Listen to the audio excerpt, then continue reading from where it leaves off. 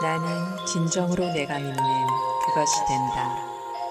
루시아의 I am that I am.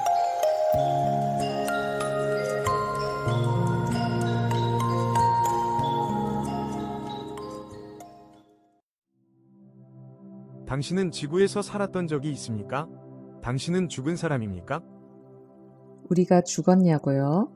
당치도 않은 소리입니다. 단지 우리의 초점에 변화가 있을 뿐입니다. 당신의 질문에 대한 우리의 대답은 그렇다이기도 하고 아니다이기도 합니다. 우리는 물리적 몸을 입고 존재한 적이 없었습니다. 만약 그랬다면 당신은 우리를 현자, 예언자 또는 메시아로 간주했었을 겁니다. 그 이유는 우리 수준의 관점을 지닌 의식이 물리적 존재로 나타나기로 선택할 때는 항상 대대적인 축하가 열리며 이런 방문이 미치는 영향력은 향후 수년간 지속되기 때문입니다. 예수와 붓다가 그런 예라고 볼 수 있죠.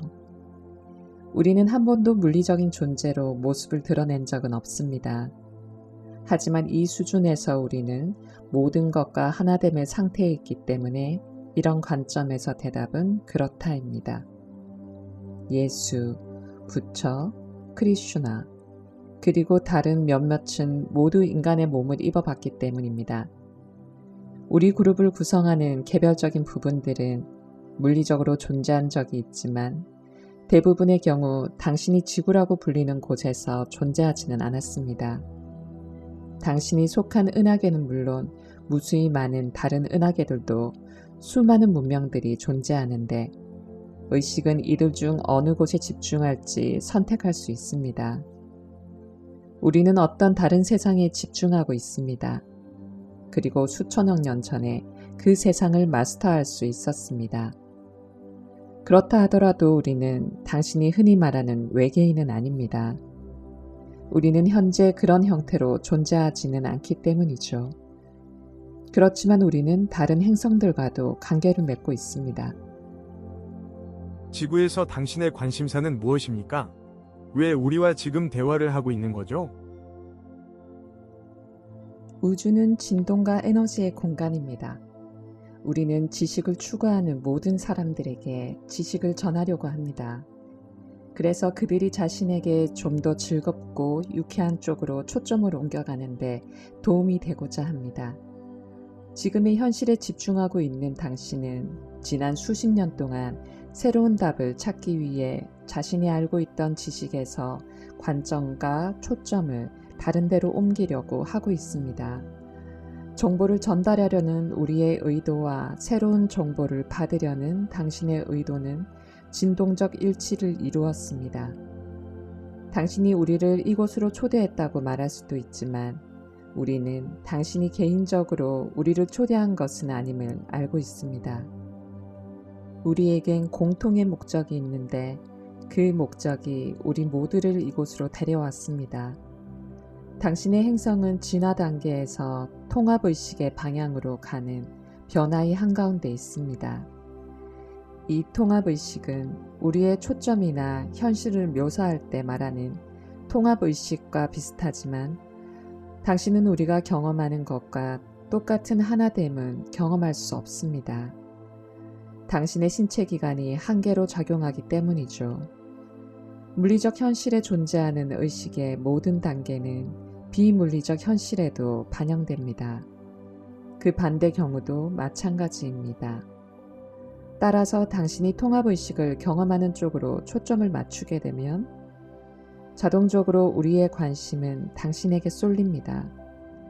이렇게 생각해 봅시다.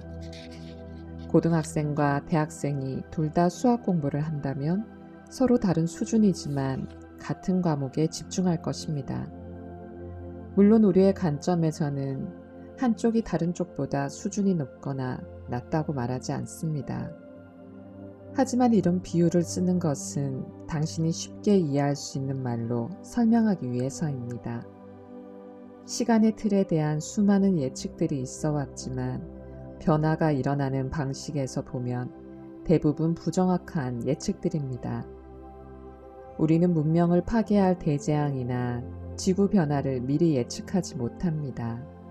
우리 눈에 보이는 것은 인류의 초점이 통합의식 쪽으로 옮겨감에 따라 급속도로 변화하는 정치적, 사회적 풍경입니다. 일부는 자연재해를 경험할 것입니다. 그 이유는 이런 자연재해를 통해 배우기로 선택했기 때문입니다.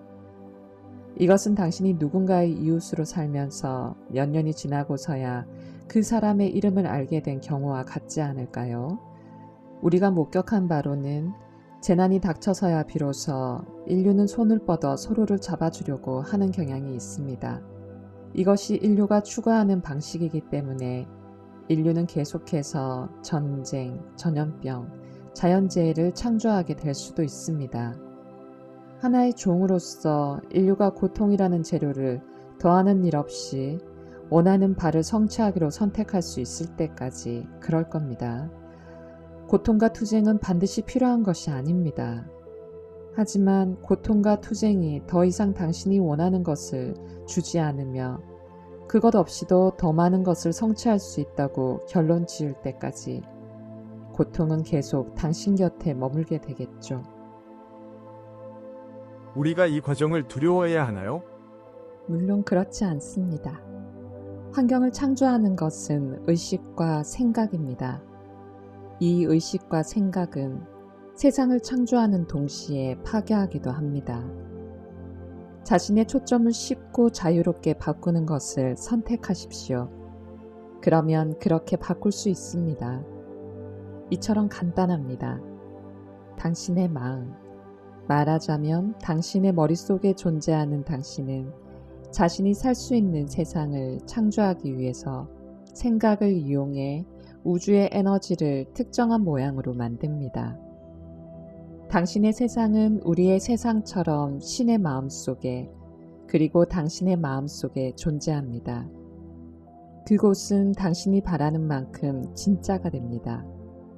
새로운 의식 속으로 자신이 즐겁게 확장되어 가는 모습을 그려보세요. 그것은 곧 당신이 될 것입니다.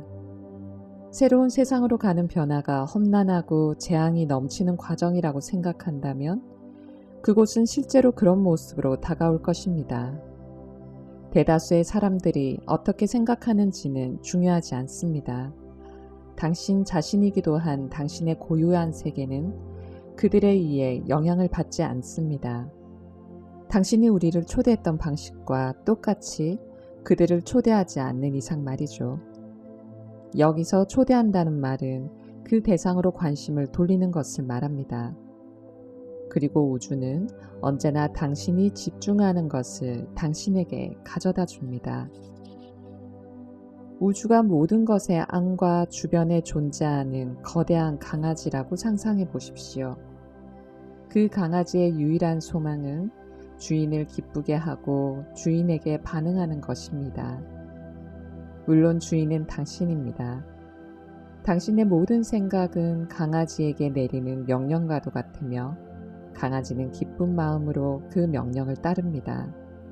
다시 말해 당신이 재난에 집중한다면 우주는 기꺼이 재난을 당신에게 가져다 줄 것입니다. 평화와 번영에 집중한다면 우주는 기꺼이 평화와 번영을 가져다 줄 것입니다. 이와는 다른 모습으로 진행될 수는 없습니다. 왜냐하면 이것이 바로 당신이 살고 있는 우주의 본성이니까요.